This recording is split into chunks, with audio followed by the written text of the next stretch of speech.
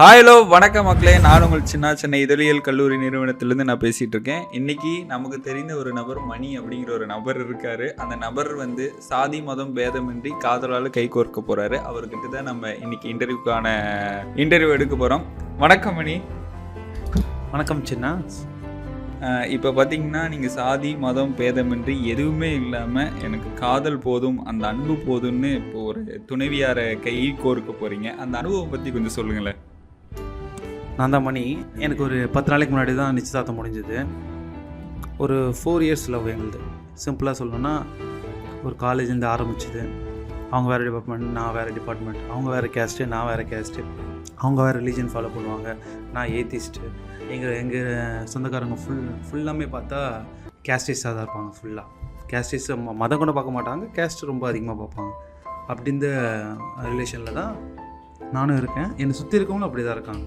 நம்ம ஏரியாவிலேருந்து, எங்கள் ரிலேஷன்லேருந்து எல்லாமே.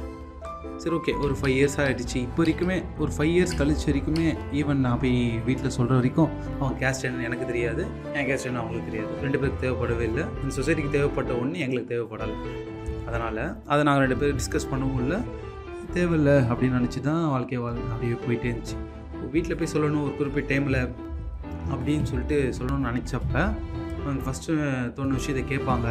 கேட்டால் கேட்கட்டும், பார்த்துக்கலாம், ஃபேஸ் பண்ணிக்கலாம் அப்படின்னு சொல்லிட்டு தான் 2 பேருமே கடந்து போயிட்டு இருந்தோம். இப்போ வீட்டில் போய் சொல்லலாம்னு சொல்கிறப்ப தான் எங்கள் அம்மா கேட்ட கேள்வி நான் அதுதான் கேட்பாங்கன்னு நினச்சேன். ஆனால் எங்கள் அம்மா அப்படி கேட்கல. எந்த பொண்ணு, யார், அப்படி தான் கேட்டாங்க. சரி, ஓகே, கூப்பிட்டு வா அப்படின்னு சொல்லிட்டு தான் கேட்டிருந்தாங்க. இதுக்கு எங்கள் அப்பா அதுமாரி சின்ன வயசுலேருந்து வளர்ந்து கேஸ்ட் ஸ்பாட் அதுக்குள்ளேயே வளர்ந்தவர். ஏன்னா அவங்க சுற்றி இருக்கவங்களாம். ஆனால் எங்கள் அப்பா சொன்னது என்ன தான், அவங்க எந்த மதம் எந்த ஜாதிலாம் பார்க்க தேவையில்ல, நீ கூப்பிட்டு வா, பார்த்துக்கலாம் அப்படி தான் சொல்லிட்டு சொன்னார். அப்போ கடைசியாக எங்கள் அம்மா எல்லாம் பேசி முடித்தோடனே எங்கள் ரிலேஷன் ஆரம்பித்த கேள்வி, என்ன ஜாதி, என்ன ஆளுங்க, என்ன ஜாதின்றதோட கரெக்டான டேர்ம்ஸ் என்ன பார்த்தா என்ன ஆளுங்க அப்படின்றது தான் ஃபஸ்ட்டு. சரி, ஓகே. ஆனால் நான் அதில் ஸ்ட்ராங்காக இருந்தேன். அப்படி நான் சொல்ல மாட்டேன். அதை பற்றி சொல்லி தான் எங்களுக்கு மேரேஜ் ஆகணும் அப்படிலாம் கிடையாது. நான் சொல்ல முடியாது அப்படின்றத சொல்லிட்டேன். அந்த பொண்ணுக்கிட்ட ஸ்ட்ரெயிட்டாக கேட்க ஆரம்பிச்சிட்டாங்க. அவங்க ஒரு ஆன்சரும் வந்துச்சு. அந்த ஆன்சர் அவங்களுக்கு சாட்டிஸ்ஃபை ஆச்சோ இல்லையோ அது எனக்கு முக்கியம் இல்லை. நான் கட்டினா இங்கே தான் இவங்கள தான் கட்டுவேன் அப்படின்னு சொல்லிட்டு ஸ்ட்ராங்காக இருந்து அப்படியே கொஞ்சம் கொஞ்சமாக பேச ஆரம்பிச்சு. அவங்க வீட்டுக்கு போய் இவங்க வீட்டுக்கு போய் யார் இந்த ரிலேஷனுக்கும் தெரியாமல், எந்த ரிலேஷனுக்கும் தெரியாது, நாங்கள் போய் பேசிகிட்டு இருக்கோம். அவங்க பேசுகிறாங்க, இவங்க போய் மேரேஜ் டேட் எல்லாருக்கும் எடுத்துகிட்டு போயிட்டு என்கேஜ்மெண்ட் டேட்டில் எடுத்து போட்டுட்டு அப்போ தான் காமிச்சது.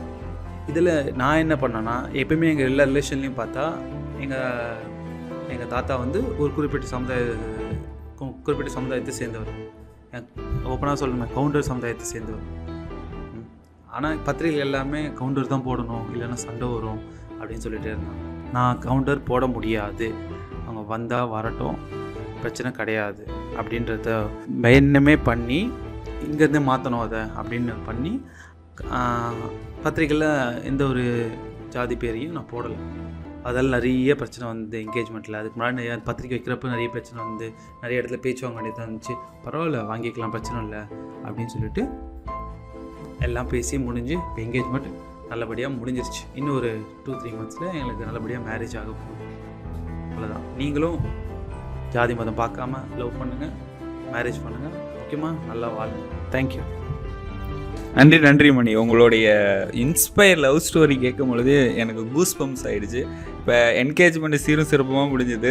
அடுத்து எப்போ கல்யாணம்னு சொல்லிட்டிங்கன்னா நம்மளுடைய நேயர்களும் வந்துடுவாங்க. February 13 நம்ம தரமணியில் தான் மேரேஜ் ஆக போகுது.